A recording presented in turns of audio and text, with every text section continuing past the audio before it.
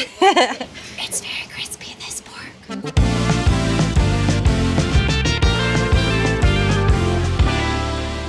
Today we are making a crispy pork cutlet with kimchi slaw, and on top is a gochujang mayo. It's pretty easy and quick. Making a cutlet is the most involved part of it, but on the other side you have this no-cook side dish, so it kind of evens it out to make it actually feel like pretty weeknight friendly. The first thing that you do whenever you make a cutlet of any protein is pound it to be as thin as possible. The hallmark of a cutlet is that it's like golden brown and crispy and very thin. It needs to be quite thin so that it cooks quickly and you don't have to worry about the insides being under once the outsides get to your perfect golden brown doneness. We're using boneless pork chops, but you could use chicken thighs or breasts. The reason why you stick your meat between these plastic layers is that it kind of like provides you some separation between the tool that you're using to pound the meat and the meat itself. Tell everyone around you that you're sorry you're making a racket, and then just go to town on it. So we're at about 1/4 inch thickness, nice, big, flat, and craggy on the edges. And you can also do this like earlier in the day. Stick them in the fridge, and then when it's time for dinner, get everything else ready to go. I've decided that my Pounding the Cutlet song is Work by Rihanna.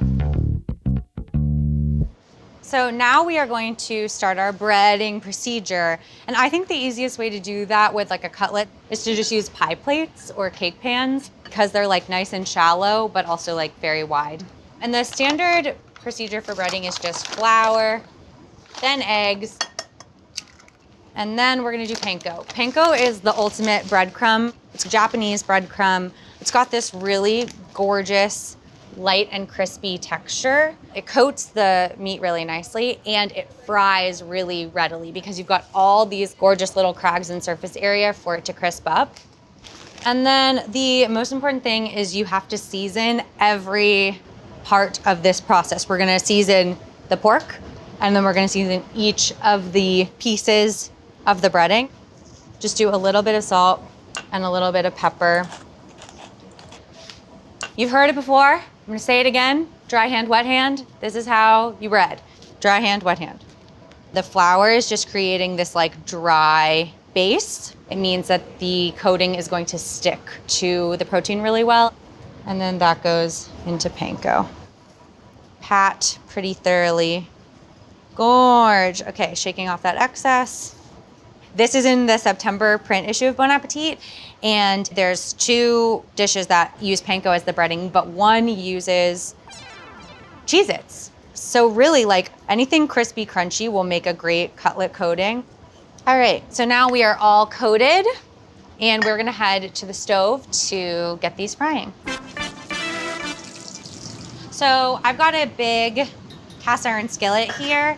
You can use any sort of like heavy, large skillet. You could use a Dutch oven. We're not deep frying, we're shallow frying, which means about 1/4 inch of oil in the pan is all you need.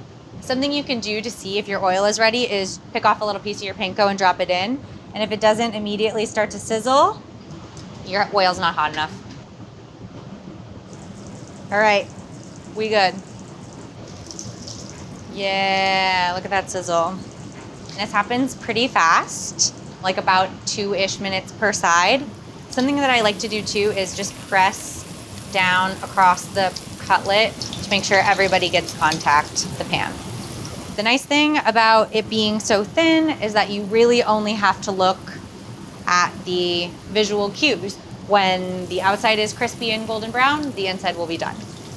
You can see it gets a little bit more crispy on the outside, so that's just another reason why you gotta press.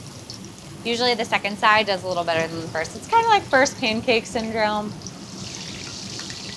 Immediately season your cutlet. The other thing is you wanna be sort of playing with your heat, because the longer that your oil is sitting over the heat, the hotter it's gonna get. It's just gonna get hotter and hotter and hotter. Yum, look at that.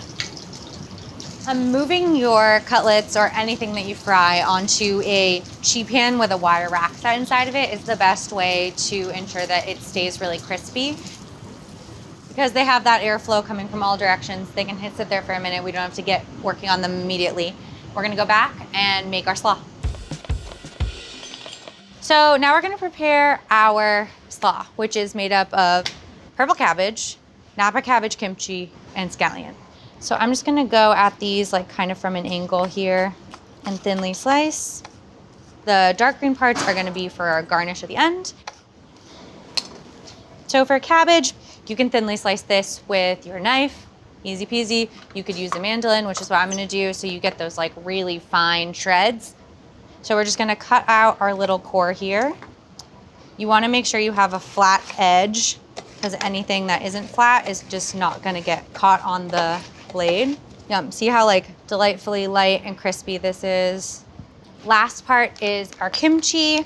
So we're just going to finely chop our kimchi.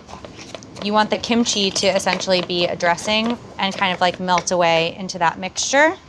The liquid that your kimchi was been fermenting in is so deeply flavorful, and you should not throw this away. It's great in salad dressings, great in marinades. We've got a little bit of rice vinegar as well to amp up that brightness, and then just a little pinch of sugar. That is gonna really balance the like salty funkiness. Yum, so you really got that, the scallion pieces in there, breaking it up, and you're just dressing your cabbage with all that kimchi. Yum. So you can also do this first, set it aside. It will hold up great for a couple of hours.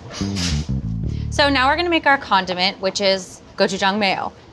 Gochujang is the same ingredient that is in kimchi as well. That's this Korean pepper paste. This is much more sweet heat, and it turns it this gorgeous color. So now we're all ready, and we're gonna plate this up. First thing is I'm gonna cut my cutlet. I like these long strips. Our slaw, juicy and delicious. And then what you could do is just dollop your mayo right on top and have it as a dipper, and like that's totally fine and delightful. But I am going to be a little bit extra, upturn a Ziploc bag in a cup, and then you're just gonna nip off the edge here. And then we're gonna do a nice little mayo drizzle on our pork. Yum. And then finish with green scallions. Ta-da!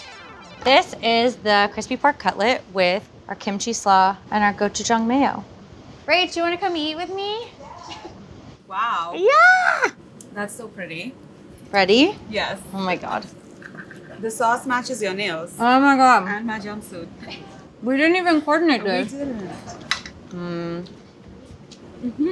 I love a cutlet. That's so crispy. And I really love like how savory the gochujang mayo is. And then you get such a great amount of crunch from the cabbage. That's the perfect bite. So good. That's high praise coming from you. There's nothing like a super thin, super crispy piece of protein, but to make it really sing, you have to bump it up with a bunch of really bold flavors, and that's where the kimchi and the gochujang is coming in to just make that cutlet feel like a party in your mouth.